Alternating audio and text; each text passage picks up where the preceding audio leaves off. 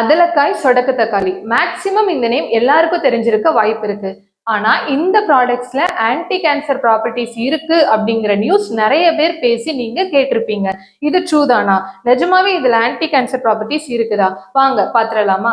Cancer அப்படிங்கிறது டிஎன்ஏல changes வரதுனால ஏற்படக்கூடிய ஒரு டைப் ஆஃப் டிசீஸ். இது ஸ்டேஜஸ் பொறுத்து கியூர் ஆகிறதுக்கு சான்சஸ் இருக்கு. ஆனா இதுக்கு ப்ராப்பரான டயட்டுமே ஃபாலோ பண்றது ரொம்பவே முக்கியம்.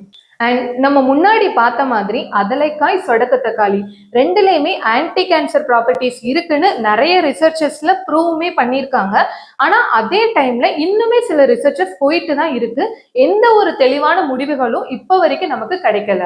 ஸோ இந்த ரெண்டு ப்ராடக்ட்டை மட்டுமே சாப்பிட்டு கேன்சரை குணப்படுத்திடலாம் அப்படின்னு நினைக்கிறது ஆபத்தானது. கேன்சர் பொறுத்தவரை டயட் ரொம்பவே முக்கியம்.